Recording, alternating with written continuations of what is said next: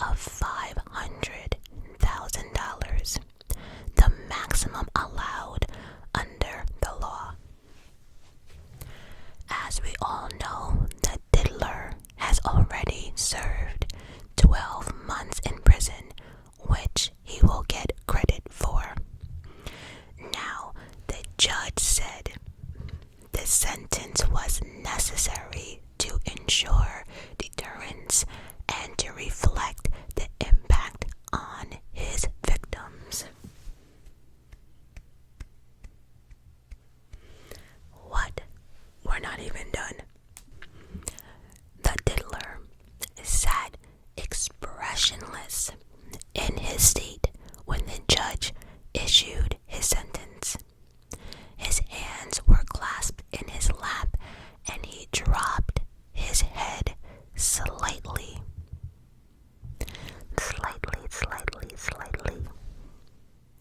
The judge went on to thank Cassie and Jane for their testimony. You stood up to power, the judge said. The number of people who you reached is impeccable. Again. Now, if I'm being honest, that's probably not enough time for many of us.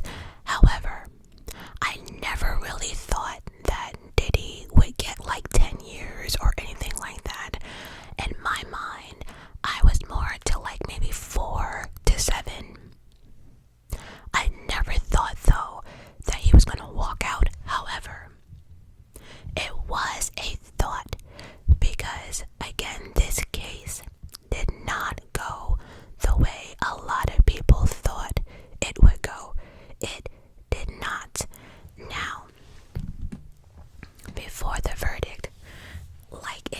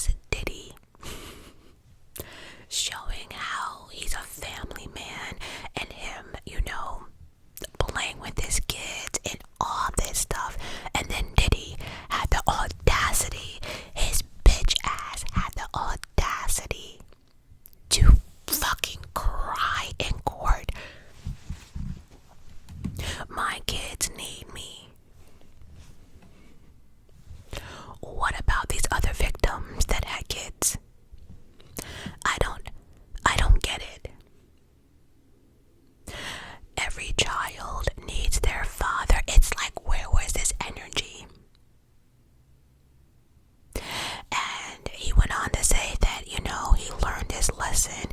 He's been humbled. His legacy is ruined. His reputation is ruined. And it's like, cry me a fucking river. Who did it? Us or you? Look, again, I would like to see him locked up for good, but the fact that he is not walking out, and another thing, this, I think really rubbed the judge the wrong way. Do you know that the prosecution got a hold of information that the diddler had the audacity, either the diddler or his PR team, I don't know, do you know they had the audacity to book a Miami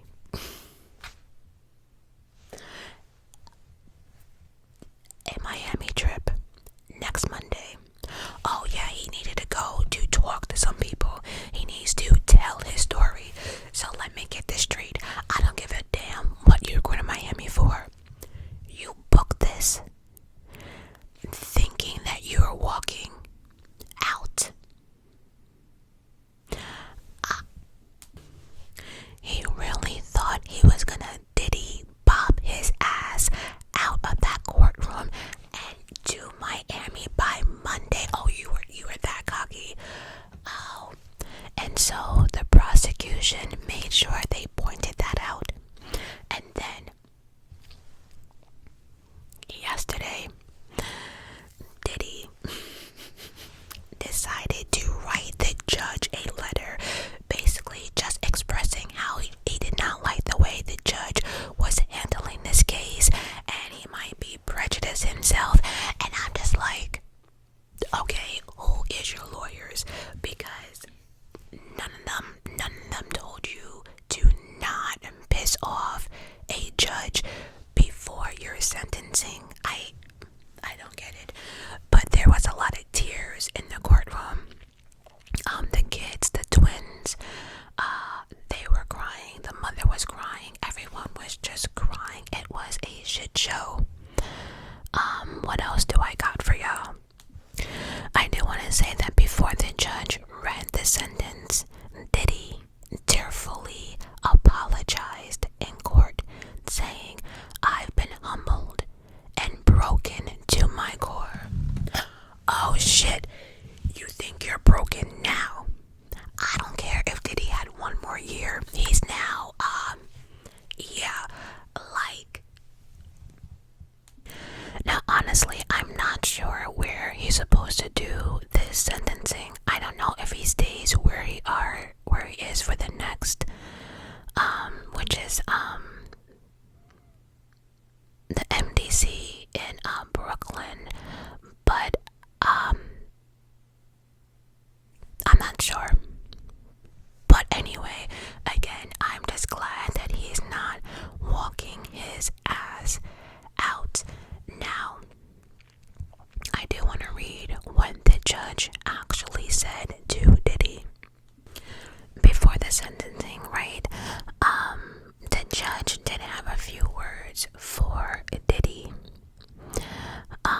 He acknowledged Diddy's business success and impact on the Black community. He says, "I have considered the fact that you are a self-made artist and businessman who has inspired and lifted up communities," the judge said. "Your work history, impact on the Black community, and entrepreneurship are celebrated and iconic." He also commended Diddy for getting sober.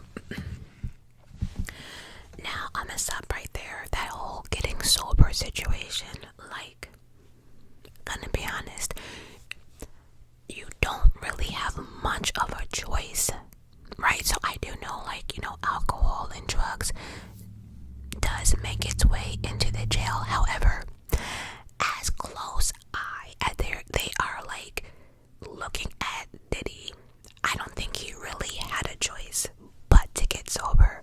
So the court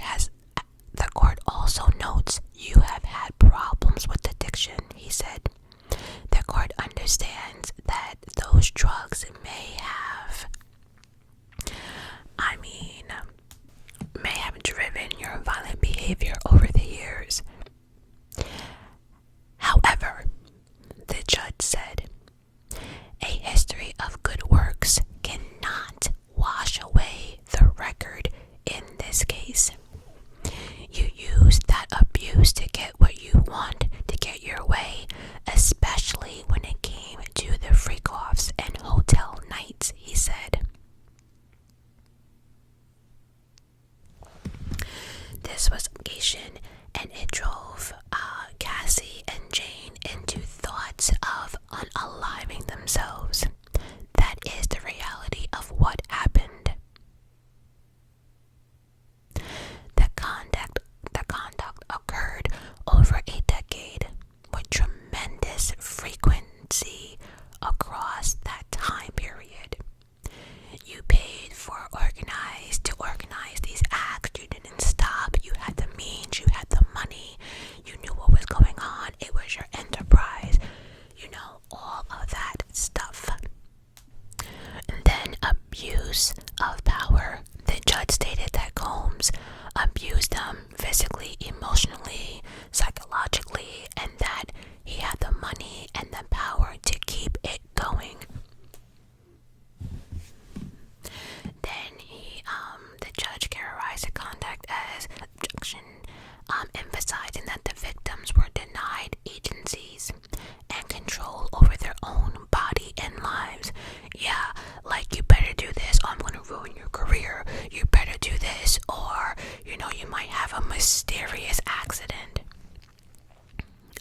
Lifelong traumas. The judge highlighted the lasting trauma inflicted on the victims, noting that their trauma will last forever. And that's a good thing. That's something that we never really touched on. Like, Diddy can move on from this, right? If he really wanted to, you can go, buy up something and just go disappear on an island if you want to, right? You can still go on with your, whatever life you have left. But these other women, they have scars, PTSD. For Cassie, like, everyone has probably seen a lot of her sex tapes, and it's just the abuse, the fear. These women will always be looking over their shoulder. So it's like they have this trauma forever, and there's so many other victims out there we probably don't even know about. So I feel as if the judge was like, okay, I can't give this man 10 years because, but I can do this. This is the best I can. And I'm just, honestly, again, I wish I saw longer, but I'm happy this judge did not let him walk out of that courtroom today. Then the judge explained that this lengthy sentence was required to send a message to abusers and victims alike that want to explore, violence against women and all this other nonsense and not take real accountability. Because remember, the judge also pointed out that Diddy has never taken full accountability, and that he's out here talking about, well, they wanted it. It was consensual, just putting the blames on the victims. And so the judge is like, you never took accountability. And then the judge mentioned that the duration of this misconduct over a decade was a key factor in determining a significant sentence. And so, this is a problem, because if you remember correctly, right, for two reasons, right? Diddy's celebrity status has been dwindling, and he doesn't have that status, right? Also, in the back of my mind, I'm saying to myself, you must have these people, the inmates that you had writing letters to the judge, to speak on your behalf. Now that you're not getting out, who's gonna buy those soups that you promised them, right? Who's putting money on their books? It's gonna be a long, long ride, and I'ma say this and let y'all go, because what I've been described as Diddy in court is everything